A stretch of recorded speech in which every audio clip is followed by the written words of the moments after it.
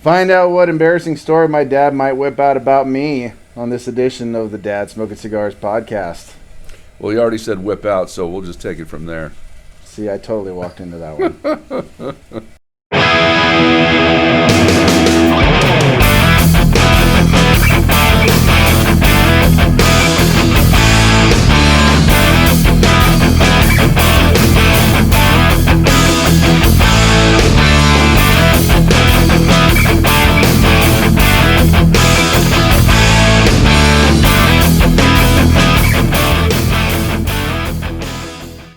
Hello, and welcome to another edition of the Dad's Smoking Cigars podcast, sponsored by StogieLives.com, Cigar Social Media, and Casa Cuevas Cigars. From our Casa to yours, thank you for joining us. For those of you listening on Spotify, Apple, and wherever podcasts are available, I'm here with my Pop, the original Dad Smoking Cigars. Say hello to everybody, Pop. Hello, everybody, Pop. Yeah, I don't know why I never see that coming, because he does it every time.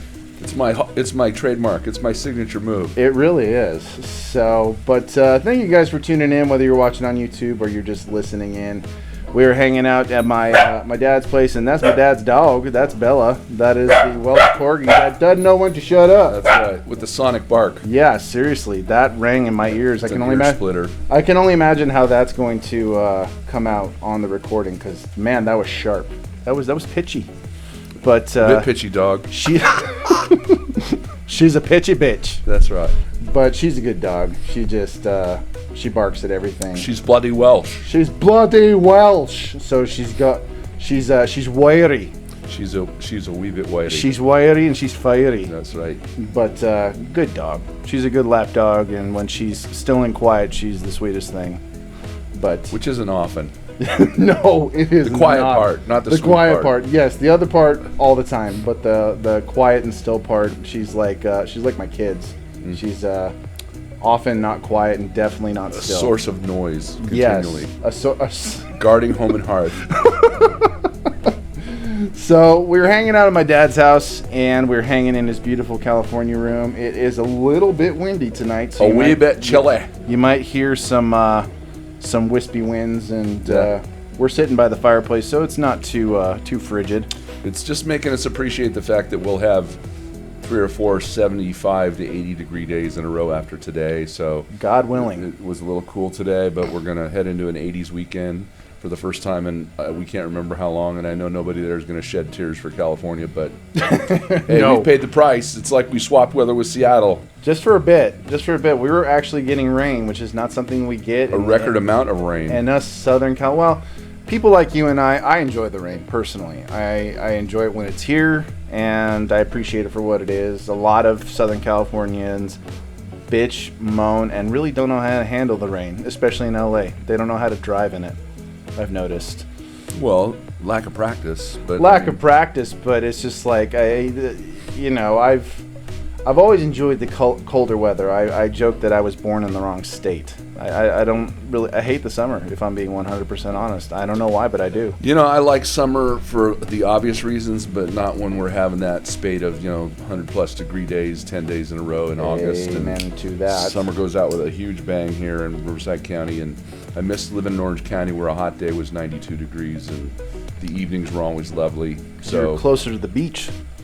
Much closer. So about 18 miles as the crow flies where we used to live, and now we're about the same distance south, but much further east, and so the evenings don't cool off over here in Riverside as much as they do in Corona. I kind of miss driving out there, just because it was beautiful out there where my dad lived. He lived in a town called Mission Viejo, and it was just, well, especially the area where you lived, because you lived in this really nice gated community next to Lake Mission Viejo, which is a man-made lake. It's not a natural lake, and there's a lot of, the homes surrounding it, I'm not going to lie, they're the pricey homes right on the lake, and you need to make some pretty good coin in order to afford a house like that, but it is still beautiful. Well, you'd buy the same house here in Riverside for about 40% less. It's the same house, bigger lots, but, the weather's not as nice. We call it the sunshine tax, but you know what? Springtime here in Riverside is pretty nice, and you can't see it from our backyard. But we moved in here for the view. We can, we can see for 25 miles. We can see the San Gabriel Mountains from our backyard. We can see Big Bear. And if you want to walk out to the far north end of the backyard, you can even see Mount San Jacinto out towards Palm Springs. It's great. So, I mean, on a clear day, we have a pretty phenomenal view for 180 degrees, and the sunsets here are amazing. So, yeah, it was a nice trade. I mean, we do miss the milder weather in Orange County and being closer to the beach, but you know what? My property taxes are lower, and my house payment is almost non-existent. So, you know, more cigar money. More cigar money, and the best reason, you're closer to your kids and grandkids. And the office. And the office, that's true. Now that we don't go there anymore. Yeah, right. It's like the moment it became convenient, that's when COVID hit. Like, you guys were in that office for what, a year and a half? I haven't been this close to work in 25 years, and now we're 10 miles away. And yep. We moved out here in late 2019, and 6 months later, the whole world shut down. Ugh. And so starting in March of 19, or 20 rather, we stopped going to the office, and we've only just started going back to the office within the last 6 months. Yeah, and like it's 2 days a week. Yeah, so 3 days a week. So it's almost more inconvenient to go to the office now than you have to pick out clothes. You know, you have to do big person things, and so yeah, you have to. These are my work clothes, my workout clothes, my lollygagging around the house cigar smoking clothes. You know, so it's, think of all the money I'm saving on dry cleaning and fuel. And today I'm a mix of like don't give a crap and try to look sort of nice because I knew I was going to be on camera. I mean, you're rocking the gym clothes look. You look pretty damn good, honestly. If I'm being 100%. Well, I've got my UCLA shoes on, and yes, I've got my you're UCLA color coordinated. My UCLA sweatpants on, my Jordan sweatpants. For those who can't see, my dad is rocking the blue and gold like a champ. Yep. And he looks damn good. So. And I'm layering too, by the way. Yeah, so, you know. Seriously, because it's actually chilly around these parts. It's weird. For California, when the breeze is blowing, it feels colder, but probably a wind chill it's probably just a little below 50 with the wind, but a shade above 50 without the wind. So we got the fireplace behind us. Yep, it's toasty enough, and you know, it's much more chill vibes because I'll be perfectly honest. Sometimes I feel like I was taking my dad along for a ride with some of the videos that I've shot. It's like, okay, we're doing this and we're reviewing this, so keep it in the realm. Keep it tight. Keep it tight, nice and tight. Don't be going off the reservation here. Sorry. Now, when I told him, I said, I was like, sir, are we reviewing? What are we talking about? I said, we're talking about whatever the hell we want, Pop. It's a podcast now. Yes, we can talk about the cigars we're smoking. And real quick, we can touch on the cigars we're smoking because the cigar I gave you this is a first-time cigar. Yep. We're smoking Casa 1910, which I have had 2 of them, including the one my dad's smoking. Dad, what are you smoking? So I'm smoking the 1910.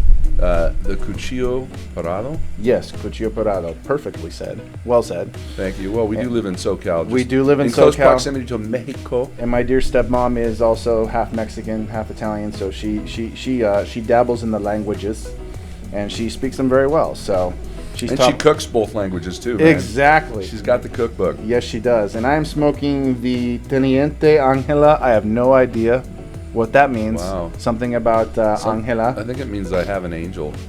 Something like that. Something like that. But audience, please Google Teniente and just text Kyle the answers. Yes, please. Or I'll just consult Manolo, the owner. Entiendo un poco de español. Sí, yo también. And but anyways, so we've been talking enough, so let's just go ahead and light up, and then we can continue talking about whatever the hell we want. And yeah, let's do that. You need not worry about language, by the way. They don't care. I'm glad. Less pressure. Yes, less pressure.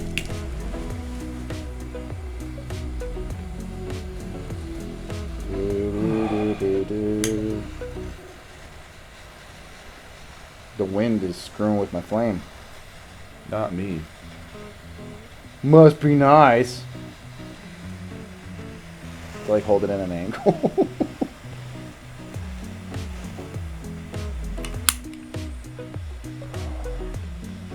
How it be?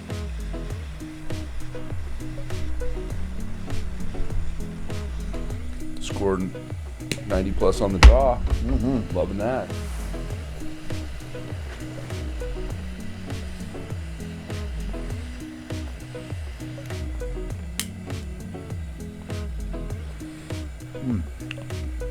That's tasty. Mm-hmm. my first time having this one. Because I've had the Cuchillo Parado and Tierro Blanco, I think is what the second one I had. Those are the first 2 cigars they put out. And they are Mexican Puros. That right there, I believe, is all Mexican San Andres and Mexican Sumatra. Mm-hmm. So basically, the label on the side says El Dorado por 10 artesanos. So, you know, my rough translation is that it's the golden anniversary, or the yes, that is the 10-year, you know, aged, or it's made by artisans. It's hand rolled. Mm-hmm. Hecho a mano. That's right. I'm loving the label. Isn't it beautiful? Yeah. The colors of the Mexican flag, in addition to the gold like embossing, and the snake and claw, the snake and eagle claw. So it is a very beautifully designed label. And when I was Nacional, I can't. Orgullo Nacional. I'm not sure what that means. That is a G. Orgullo. Yeah. Okay. Elaborado por artesanos, yes, and Orgullo Nacional. Can't remember what Orgullo means, so I'm gonna have to. Is it a region in Mexico? Maybe. Don't have my phone with me. Well, I have mine, so all we you shall. Google monsters out there, help us out. Your son's gonna help you out right now with Google Translate. So, Orgullo. I just say in English, please. National pride. Orgullo means pride. There you go. National pride, and rightly so. So, from my conversation with Manolo, he said, you know, it is all about the lifestyle, the cigar lifestyle, but also promoting national pride and the fact that, you know, he's a proud Mexican and that Mexicans can make some damn good cigars. Which is a surprise. Yes. I mean, no offense or anything, but you know, every time I go down to Mexico, they try and sell me the Cubans, and they taste like you lick the bottom of an ashtray. I was gonna say it tastes like ash. Yeah, right. In more ways than one. And they made an ash out of me by buying them. So. Yep. No, and according to Manolo, he's talking about how they will sometimes throw like banana leaves in there and all that crap, because he says all kinds of crap. And he says, and you would know this because all Cuban cigars have very light wrappers. They're the leaves from, you know, all the Cuban seed. They're very light. They're not dark. They never change in shade. They're always kind of a creamy color. Yeah. And Manolo said that's how you know they're not the genuine thing, because they're throwing in all these weird ass leaves just trying to sell you something. Well, when you look at the filler in some of these cigars, you can tell right away it's not, because it's all thick, choppy, cigar, and all that kind of crap. So it just looks like they rolled a blunt and stuffed a bunch of shit in there. But you know, we've had good cigar experiences in Mexico. Kyle and I went down to Cabo last year, and we found a really great shop in, you know, the older part of downtown. And while they were a bit pricey, they were the real deal. Yeah, thankfully, and because you can tell. I mean, I've smoked Cubans enough times to know what a Cuban tastes like. I mean, I won't say they all taste the same, because, you know, just depending on the manufacturer and stuff like that, there's a little bit of a uniqueness to them. You know, they have their own particular mark on them. Like I know a Bahique doesn't taste like any other Cuban I've smoked. Well, and the wrappers are so velvety. I mean, so velvety. When you've got a real one in your hands. It's just, it's the smoothest. Literally, it's almost a velvet texture. The leaf is still so soft and smooth, and when you smoke it, the draw is like nothing else you've ever had. You know, it's just like if you've ever drank an expensive bottle of wine. Yep. You know what cheap wine tastes like. You know what good wine tastes like. And you know the in-between that tastes so good. You think you couldn't taste much better than that. And then you have a glass of something that's just, you know, really, really expensive, which is a rare treat. And it's just a whole different level. It's kind of like the difference between flying commercial and flying in a Learjet. You know, absolutely. I mean, it's just like, you can't imagine it until you've experienced it. Yeah. And I know I just made an analogy about a Learjet and a cigar and a glass of wine, but you know, that's the difference. It's just when you're smoking a great cigar and then a legendary cigar. Oh yeah. Or same thing with wine. I mean, and you know, for those of you who are, you know, car guys out there and girls, I mean, you know, you drive a $100,000 car versus a $50,000 car, and both are great cars, but it's that difference. Just, you know, all the fit, the finish, the acceleration, how quiet the inside of the car is. It's just, you know, it's a totally different level. So. Absolutely. So Pop, pretty much everybody on the YouTube channel knows who you are. In fact, they ask for you every now and then. They're like, "Where's Pop? When's he coming back?" I never left. You never left. I'm right here every night. He's always here in this spot. Those of you that can't see, this spot we're sitting in. So why don't you tell the people who are listening in on the podcast who maybe don't watch YouTube or anything like, because the podcast was just reintroduced. This is episode number 4 of the podcast coming back. So tell people a little bit about yourself. So how far back you want me to go?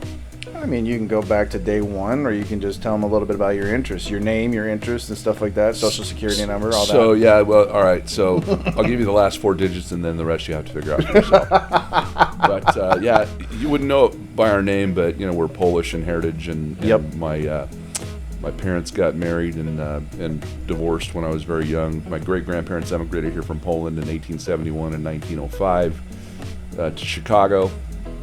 Worked in the meatpacking industry. Yep. And read the book, The Jungle by Upton Sinclair. I was just going to say, and you'll get an idea. There's our family story right there. And father moved to California when he joined the Marine Corps, met my mother, and the rest, as they say, is history. So, not born here, but raised here. I'm 62 this June, and I've been here for 60 of those years. And, you know, living from, you know, West LA, and we, you know, gradually migrated eastward to Orange County, and then Riverside County, and kind of ping pong back and forth between Orange County and here, San Diego. But yeah, I've been an insurance broker this will be my 40th year in the insurance business. Really enjoy the business. Dun, dun, dun, dun. Dun, dun. August of this year will be 40 years. That's crazy. Can't even believe it. And I've been around 39 of those 40. So I turned 40 next year, but this year will be the big 39, the final year of my 30s, and I'm gonna make it a damn good year. So never stops from there. No, absolutely not. So I got a lovely wife. We've been married for it'll be 18 years in September. Yep. And Kyle's stepmom, Andrea, and she's just the love of my life. And we've carved out a great life here in Riverside. Do a lot of traveling, as we mentioned. You know, we go to Mexico quite a bit, Hawaii quite a bit, and a lot of other places in between. So he's well traveled, but he has his hot spots, and that's nice too, because I mean, got my favorite places. You know where to go, you know what to do, and it's always a good time. And like I said, like my dad said, my wife and I got to go to Mexico with my dad and stepmom last year. Had a great time, especially because, you know, the kids weren't around, and I think that we got to take 2 fantastic trips last year, no kids, for the first time ever, and it was a damn good year, damn good time. I see people at airports all the time, no offense or anything, but what are you dragging your little kids on vacation for? That's not a vacation.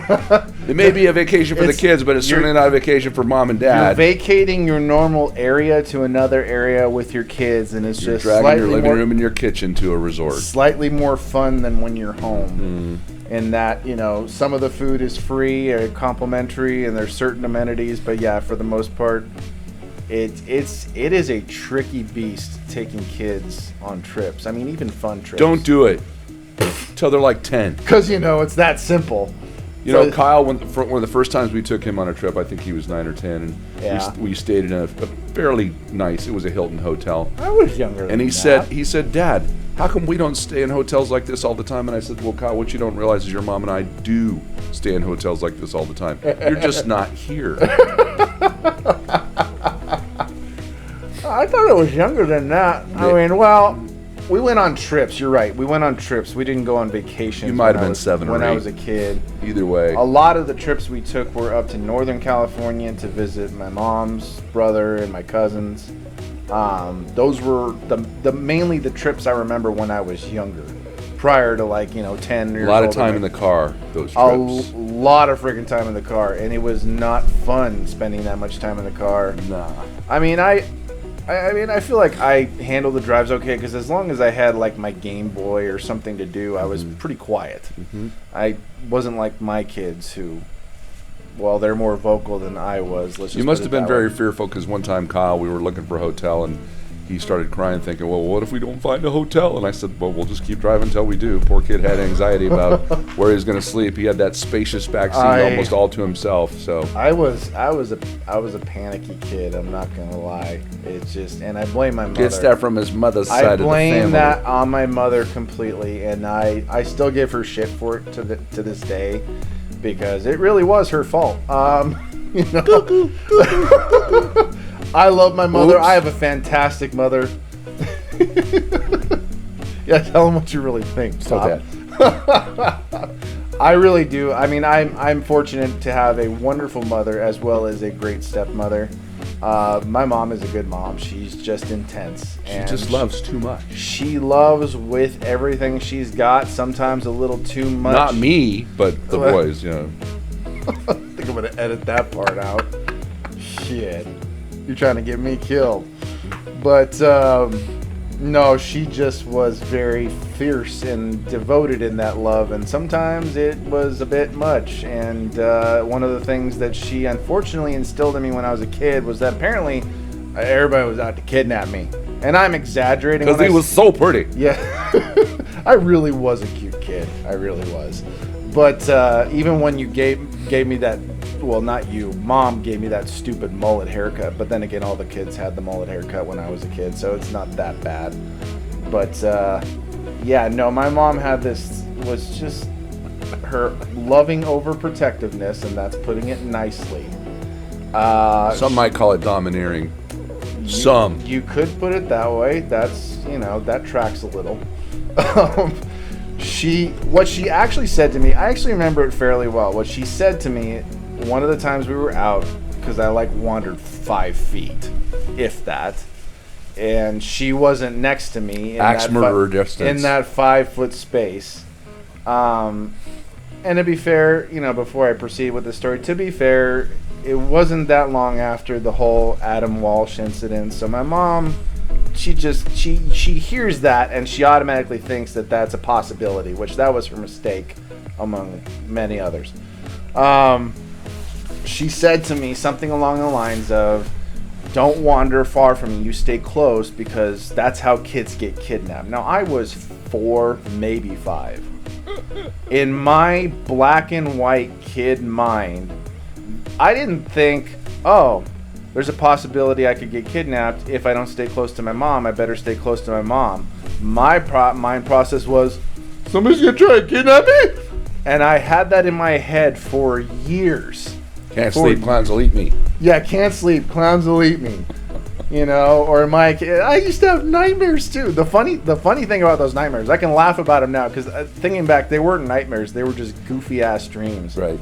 I had dreams where, we'd be at our house. I remember one time having a dream. I can actually remember fairly clear when we were in the house at Azure Court in Upland, California. And I was in your bedroom. You guys were watching TV, and who pops in his head through the frickin' door but George Wendt from Cheers and says, we're here to take Kyle. Is that okay? And you guys were like, yeah, sure, take it. I'm like, no. And I'm like, yeah, because Norm popped in every day. Yeah, Norm was a fixture at our house, but it was just the thought of it was so pervasive in my head that I thought it was not an inevitability, but something that was a big chance of happening. And it stayed with me, sadly, and it made me absolutely terrified of getting separated from my parents. As displayed during the Gorilla Cage incident. I was going to say that culminated in the great Gorilla Cage crisis of 1994. I was 10. A moment which will live in infamy. Oh, forever. I'll never live it down, no matter how much I make fun of myself. So it makes for good conversation. It does, and these years later, I can laugh about it now. I even posted a picture to my social media. You were with us at the park that day. We didn't have Ben yet. So my Theodore youngest, was just a wee guy, and I took a picture of me looking panicked at the gorilla enclosure at the San Diego Zoo where it happened. So we did see a grill eat his poop that day, so it was, pretty riveting. It was an interesting day. So, okay, to make a very long and convoluted story short, we were at the San Diego Zoo. I was about 10. We were hanging out by the gorillas. We were, enjoying that. And I wandered maybe what I would find out later, 5 feet away from my parents. I was looking at this side display where they had lizards and stuff because I was, reptile obsessed when I was a kid. And I let go of my mom's hand, and I turn around, and I don't see my mom. I don't see my dad. I don't see my little brother. And I'm looking around, and it took me approximately 10.5 seconds before I decided it was a good time to panic. And I had this big-ass cup of lemonade in my hand, and it was like the song Shout, where it's a little bit softer now, Mom, a little bit louder now, Mom, a little bit louder now, Mom, and I'm starting to scream. Think about half-second pauses between each of those moms as they get more intense and loud, and I hear this kid screaming behind me, not realizing it's my son, going, "Whose idiot child is?" And I went, "Oh, it's mine." And I reached out and touched him on the shoulder and said, "Kyle, I'm right here." I had to take half a step over to touch him on the shoulder. Well, that's how you. What I remember was that it wasn't crazy far off from what you just said. I'm looking around screaming, "Mom!" And some guy actually asked me, he's like, "Are you lost, pal?" And then I turn and look. The crowd parts, and I see the three of you just standing there, and the utter look of just disappointment. Like I have failed as a father. Yes, people, he belongs to us. He's mine. No denying it. He looks just like me. He is definitely not the milkman's kid. I was tempted at that moment to go, I'm his stepfather, but look at us. I'm not getting away with that. It's just not going to happen. In fact, we had a guy approach us in Hawaii one day, and the guy said, if anybody ever asks you to take a paternity test, just don't even bother. And I go, well, yeah, that train has long since passed. But why would I take a paternity test? I mean, right. So not necessary. No, absolutely not necessary. So we're leaving the gorilla area, and I'm trailing behind, my dad, who can't even look at me at that point, at least from my memory. And then I just I said, my mom's trying to assure me, it's we'd never leave you, that, and stuff like that. And I'm like, I'm sorry, I thought you guys left. I couldn't see you. And my dad turns around and says to me, it's do you know what it's like hearing that, wondering whose dumb kid that was, and turning around and finding out it's my own kid? True story. No, that is almost verbatim what he said. And so I learned a very important lesson that day, was that if I ever get separated from my parents anywhere, just make the most of it. Punch your way out before you panic. Yeah, right. But also, don't panic. Go find an actual person who works the area, and just say, hey, can't find my folks. Could you help me find them? And all that usual stuff they tell you in school, and where and all the stranger danger videos and stuff. So yeah, I didn't have a moment like that again afterwards. In fact, I think the older I got, the more I cherished the time apart from my parents, just being able to be alone. As did we. Yes, I'm sure you did. Time spent up in my room where I didn't want to necessarily be around my folks. They're like, oh yeah, this is nice. It's quiet. Well, it was quiet until I discovered metal music. So, but that's a whole other story. Well, thank God for closed doors. Not that I didn't like the music, but Oh, I was. I unintentionally memorized every Metallica album ever made. Yeah, well, yeah, I inadvertently forced him to do that. So, but then there was when I discovered screaming, and then I learned how to do it, and then I was just screaming into my stereo all the freaking time as I listened to bands like Sepultura and Pantera and stuff like that. It was good times. There was a tiny bit of culture shock in my house, just a tiny bit. Well, your mother was certainly worried. Mom worried about everything. I could walk out the door and she'd be like, should I call the cops? Should I call an ambulance? I'm exaggerating only slightly. And when I was a kid, it was, Black Sabbath and Kiss and, yep. Ozzy Osbourne when he went on his solo career and yep. Lots and lots of heavy metal, but no death metal in our household. It wasn't a thing yet. My dad was a redneck, and volume wasn't really popular in our house. So I used to think "goddamn" was a brand of stereo, as Bruce Springsteen once said, because every time my dad launched in the room, he said, "Turn down that goddamn stereo." So I don't think you told me that. That's funny. No, my grandpa was an interesting man. There were times he could be really funny, and then other times where it's just like you wonder if the man ever laughed or smiled. he was either making you laugh or pissing you off or yelling at you. He was an angry man, what can I say? Grew up a poor boy in Memphis and joined the service and came to California. And he was a Navy man. Yep. And fun fact, my grandpa went to the same high school as Elvis. In fact, I believe they were at school at the same time, but they didn't know each other really. I've kind of done the math, and I think he was at the middle school when Elvis was at the high school because they were connected. They are still connected. Because Elvis was 42 when he died in 1977, and my dad was 5 years younger. So Gotcha. Unless Elvis got held back, and I know my dad didn't get promoted, so do the math, folks. But they were on the same campus at the same time, and Grandpa didn't graduate? He was in the early enlistment program. So he lied about his age? No. He back in the 50s, when you're a bad kid, they gave you a choice of going to jail or join the service. They don't do that anymore. Now they just put you in jail. So him and some friends like to boost cars and joyride and leave them at the edge of town, and they got in a little bit of trouble. So a little bit. Well, I thought I was under the impression, and of course, this is what I get for not asking questions. But you said you did the math and you kind of figured it out for yourself.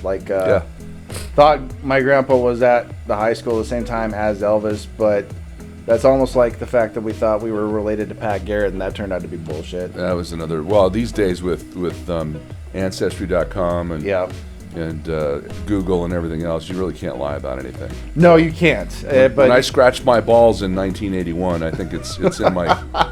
If you Google search my name, I think it's there. Probably. No pictures. Just,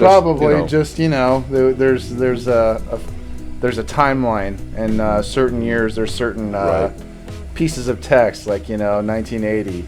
Kevin Garrett, farted in public. In 1981, he scratched his balls in his chair and stuff like that.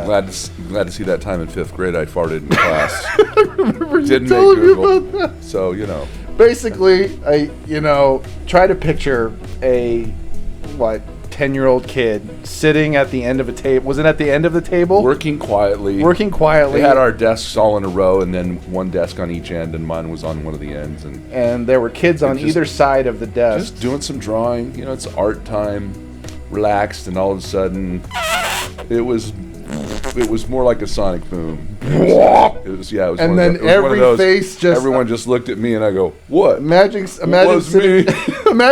at the end of a dining table or some kind of table like it. You rip one, and every face goes whoosh. It's pretty looks much like right that. at you. Yeah. Right at you. Like when my dad told me about it, I had the image in my head, and I couldn't stop laughing. Now people fart in public, and it's just like, what? Can you do better? I mean, it's. Like I will say this: you can fart all you want in a cigar lounge, no one notices. Because if you can manage to squeeze one out silently, as long as it's not silent but deadly. Even then, there's so much smoke in the area, and the air filtration kind of just pulls it right up. I love how when I'm traveling and people on planes think they stuck one out and nobody notices except bullshit. The air in the plane is so foul. It's like, oh, come on. It's that recycled. I can't do this for 5 hours. Right? It's like, come on, man, have mercy. We're in here for a while, and take a walk to the restroom, please. It's an airtight tube. Come on. That's funny. But no, you definitely can't fart on planes and get away with it. You can get away with it in a cigar lounge. You can get away with it. It's just not cool. Well, but nobody knows. How would they know if you're not got barking spiders underneath your chair or something like that? Well, when I stand up and go, all right, I don't know who did it, but you better knock it off. Because we all don't want to breathe it. Channeling your grandfather if I pull one of those. Right. My dad pulled no punches. Oh, he did not. He was a man of few words, and when those words came out, he did not pull his punches. There was force behind him. There was force behind him, but he had his moments where he was incredibly funny. Told some pretty good jokes. He was a get off my lawn guy way earlier in life. Oh, than long he should before have been. Clint Eastwood was, making it popular. My younger brother Tony told me a story one time where they were in the market and this lady's kid was just crying up a storm, and my dad cocks his head to one side and goes, "Hey, lady, you want to shut that kid up?" That makes me think of Christopher Titus when he's talking about how he was in the grocery store with his dad, and there was a lady whose kid was just being a demon, and his dad straight up just brain dusted the kid and said, "You don't do that." And he says, "And that's how my dad met my next stepmom." And I hated my brother Gregory. Well, I'm glad my dad never saw that happen, because it probably would have been repeated somewhere, some way, somehow. So anyway, that was back in the day when you could do that. You could actually discipline back when it took a other village. people's kids. Well, that way, yeah, when it took a village. Now when a village tries to raise a child, they call the police and they send you to jail, and it's not pretty. Though, to be fair, though, there's people you don't mind. Like, obviously, I mean, your grandpa, your ampaw. That's what the kids call my dad, ampaw. He's an amped up grandpa. That's what. In a good way. In a good way, yes. He's amped up in all the right ways, and the kids love him. They have fun with him all the time.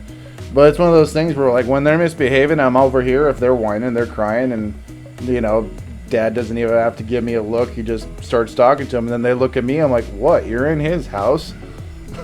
You're acting like buffoons, and you expect to get away with it? This ain't our house, kid, and you're in his domain." And I am the king, and I reign supreme. And I was hoping he would follow that with that. I know a cue when I see one. He said that a lot when we were kids. The things that he said the most were, "I am the king and I reign supreme," and constantly quoting The Wall by Pink Floyd by saying, "How can you have any pudding if you don't eat your meat?" Yeah, when a kid says he's full and there's dessert waiting off in the corner, there you go. So, like most kids, I didn't think full actually meant full. Full just meant I don't want to eat anymore, I'm done. But if there is dessert, I'm not that full. And I have to remind my kids that, like, saying you're full means I can't possibly eat more. That includes dessert. So they usually don't like that, but I don't care. By the way, I need to give proper credit to that "I am the king" line. I stole that from Fred Flintstone, so didn't make it up myself. Oh, you could have just totally not said anything, and somebody out there Googled it and found out Fred Flintstone said it in 1966. Come on, it's going to happen. Probably, or somebody knew exactly what you were saying. Yeah. One of my I'll be on the interwebs tomorrow. One of my listeners or subscribers from the Boomer generation. They probably knew exactly what you were saying. Right. Not everybody knows is that my propensity for voices and impressions I definitely got from this guy, because that's something we spent a lot of time doing, especially in the car. We're driving all over the place. When I realized I could make my dad laugh, that was the best. My favorite was when he did Angels with Filthy Souls from Home Alone. It was just he would keep me in stitches because he knew it word for word. And it never got old for him. That was the best part, because I could, and from both movies I had them both memorized. Yeah. Get your lousy lion, four flesh and carcass out my door. I think Home Alone 2 is your favorite because it's always the you've been smooching with my brother. You've been smooching with everybody.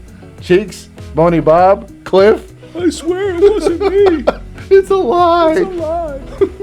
No, I remember we were driving out to a Ducks game in Anaheim, and I kept him entertained for the entire car ride there and back, to where he was like, couldn't breathe laughing. Couldn't breathe. He was crying, and I didn't have enough sense to think, are we safe enough to drive? Is this safe for me to do? That was before I had a self-driving car. Yeah, right. Now he has the Tesla, so I can do that the whole drive, and we're good. The car takes care of the rest. So, but no, it was always like British accents and Scottish accents and stuff like that, and especially when So I Married an Axe Murderer came out, and Austin Powers, anything Mike Myers was constantly on repeat in our house. There's a guy who's fallen off the popularity ledge, huh? Oh, for real. He's been branded a diva and just apparently he's impossible to work with. Yeah, apparently he's impossible to work with. And then Cat in the Hat kind of did him in. Mike, if you're watching or listening, I'd just say, pull your head out of your arse. Be a good human being, because you're acting like crap. Apparently it was his son, I think, asking him recently, Dad, when are you going to make another Austin Powers movie? And he's like, well, I'd love to make another one. I'm thinking about it. And I guess his son had an idea for an Austin Powers movie for him to make. So we'll find out sooner or later if that's going to happen. I would love to see another Austin Powers movie as long as it's actually funny. Right. Because the last one was not really funny. The Pentaveret? No, I'm talking about Austin Powers. No, I'm just saying that the last thing I didn't watch. It was awful. It was brutal. I heard it was bad. It was Mike Myers doing 6 characters, which in itself you'd think, well, that's brilliant, but you would think he was recycling old lines, and it was just awful. Which is unfortunate because I really do like Mike Myers. I've always been a fan. Love his older stuff. We watched So I Married an Axe Murderer like 197 times. I mean, he's like that band you liked when you were younger, and all the music in the old days was good. And then you know every word. And you know every word, but then when he comes out with the new stuff, you're like, play the old shit. I like the old stuff. It's a bummer because he's really funny. He's a very talented comic mind. Yeah, there aren't too many artists that could keep it going for a lifetime, but in my book, like everything Tom Hanks does is art. Oh, Tom Hanks is just... And, there are actors brilliant. like that where it's just like every time you see him, you just know it's going to be good. Even if it's bad, it's going to be good. Oh, yeah. You could see, you got someone like Tom Hanks. He could do a crap movie and he could still stay on top. But that's Tom Hanks. That's an unfair standard to apply to everyone else. Who I've been watching a lot of work from lately, though, is Idris Elba. I love Idris Elba. We watched a movie that he did, and it was called John Luther.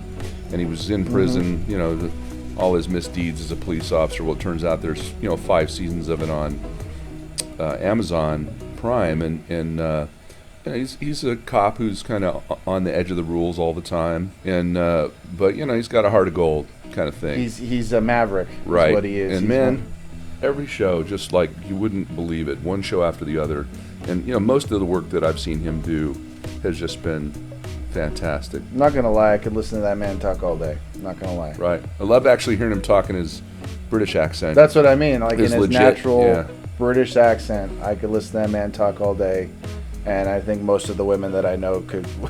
Well, my wife could look at him all day. I know that. He's not bad to look at. Yeah, not gonna lie, but I like on the eyes. I like hearing him talk, and he's actually a very funny voice actor because he's done a bunch of Disney movies. He's like been in 3 or 4 Pixar movies. Well, I liked him in Molly's Game where he was the attorney, and I don't think I've seen that. He did a phenomenal job, and I can't think of anything that I've seen him in gangster movies or otherwise where he just wasn't, tremendous. He's also a rapper too.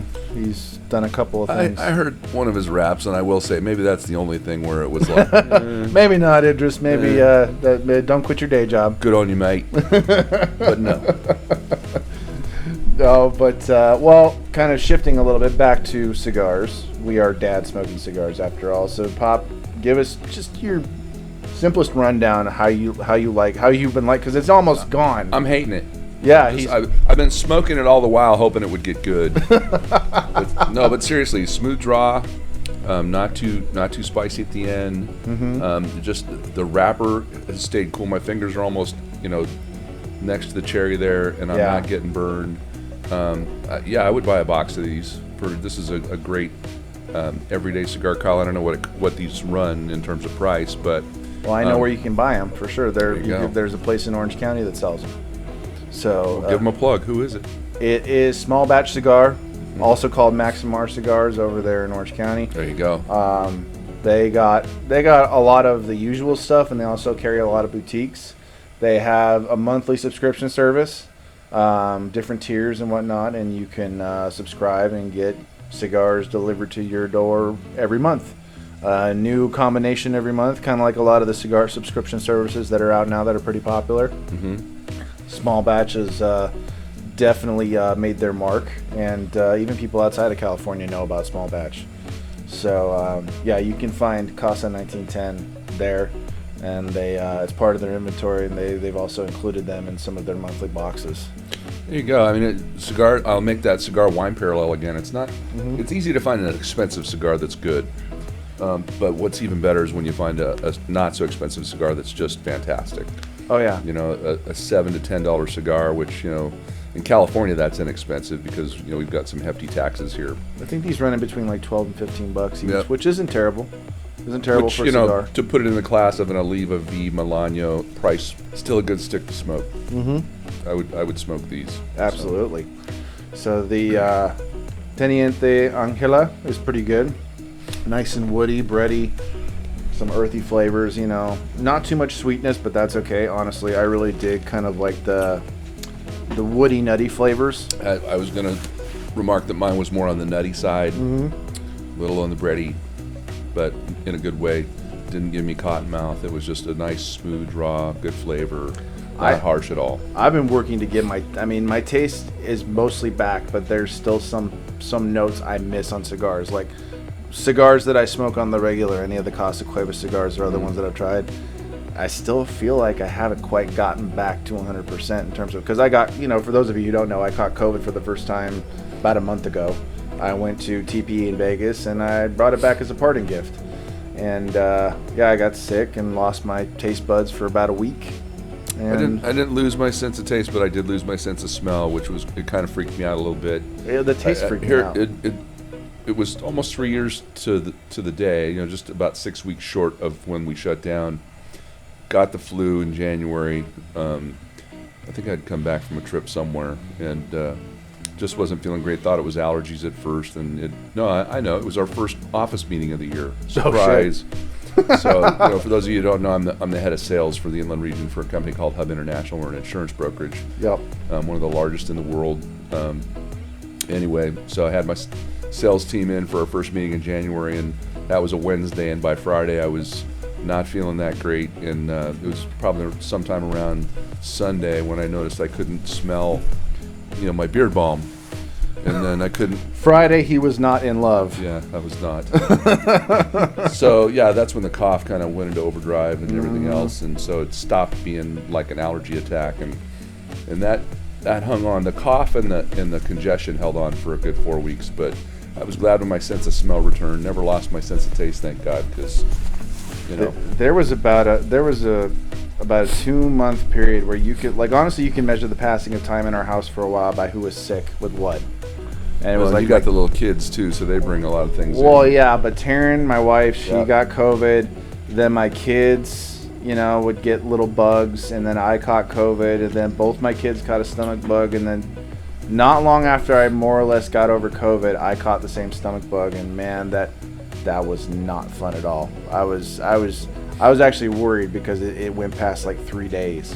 I was calling my doctor, and I was just like, can you prescribe me something? And it was that day that I called my doctor that I actually started feeling better. So I was like, okay, well, I guess I'm starting to get out of the woods. But man, it was just there was just that month-long period. I just did not feel normal, and it was just weird as hell. I know Taryn caught it in time to where she was able to get Paxlovid. Yeah. Andy, when she had it, she got the monoclonal antibodies, and it really eased the suffering part of it. Yeah. Almost immediately. I wasn't crazy sick when I got COVID. I was too far into it for the Paxlovid to have any real impact, which you just kind of have to write it out. But I'm grateful for the fact that we're so far down the road now. The varieties that are floating around aren't. They're largely not deadly to anybody. They're still deadly to some people, but I just felt tired and like I got a pretty heavy chest and head cold. Yeah.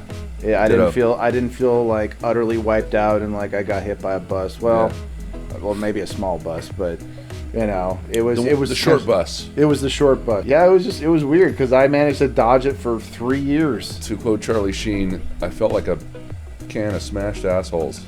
Yeah, the arrival. I was in a lot of pain. I love that. Every inch of my body hurt. I actually had that quote in my head, like when somebody asked me how I felt. It's like I feel like a box or can or whatever.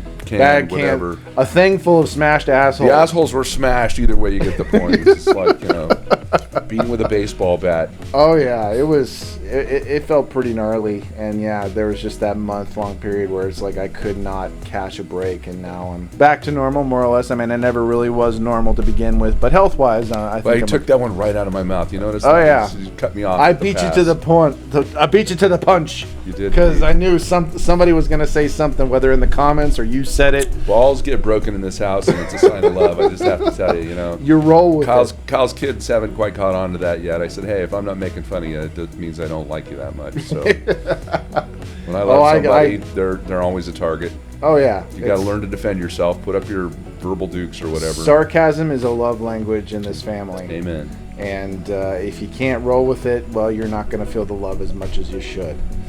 But yeah, that's. I think you've gotten. For those of you who are meeting my dad for the first time, whether watching on YouTube or listening on the podcast, I think you've gotten a pretty good idea of our relationship dynamic. We give each other crap all the time because it's fun, and we know which buttons to push, and we're not too sensitive. I mean, when I was a kid, he would mess with me, and it would be like trauma to me until I finally learned. Kyle eventually learned the way. He's just fucking with you, man. It's not personal. He loves you. That's how he shows it. Dish it back. True story, man. Find ways to do it. Once I finally figured out ways to like throw it back at him, it became a lot more fun. And he's like, okay, I can not be. I don't have to worry as much. Well anymore. played. Yes, exactly. I give you your propers when you come up with a good one. And I from passing on the family tradition, I've been able to get some good ones here and there. I think the best one, and I posted this on a story one time for the channel, where I think one of the best comebacks I ever did, which it wasn't a comeback, it was just calling a guy out. We were on the Rapisardi's boat. It was around Christmas time, where these are friends of ours. They have this boat, and we were floating around Newport Harbor at Christmas time, and something, I don't know if they still do it, but we're just floating around basically having a party on a boat, and this much bigger boat, basically a yacht, is passing us by, and some asshole is hanging over the edge of the boat, obviously drunk. Mm-hmm. And he's yells down at us, like directly out. He's like, "My boat's bigger than yours." And without even thinking, I just said, "Trying to compensate for something, buddy?" And everyone on his boat pointed and laughed at him. He was pissed. And it was awesome. And I was king of the boat for about 5 minutes. Yeah, which is always fun. So it was something that I would imagine you doing it if you just decided to screw with the guy. And it was, my dad has taught me the ways of the Force well, if you could call it that. I'm just using my nerdy We can language. call it that. Sure. Okay. That works. Well, we hope you guys enjoyed hanging out with me and my pop. I know you guys on YouTube, you enjoy having him on and enjoy hearing me and him just talk about this, that, and the other. And I hope this was kind of a nice departure from what we do, just because normally, we'll throw this kind of stuff in on reviews, but it was a little too rigid for me, if I'm being 100% honest. And I thought a change was necessary, and I'm liking this so far. Riffin's more fun. Riffin is more fun. Yeah, it's so much fun that Joe Rogan's going to be on his next podcast. I was just going to say, I honestly took some cues from Joe Rogan or other podcasts like it, where there might have been a topic or something they're discussing, but for the most part, they're just shooting the shit. Right. And that's a lot more fun. While we're smoking cigars, we'll talk a little bit about the cigars and touch on that just a little bit. We're here to hang out and think. We'll touch you in the morning and then just walk away. Okay, Diana Ross. Sorry. So, anyways, we hope you guys had a good time. Hope you enjoyed hanging out with us. And just know Dad will be back. He always comes back.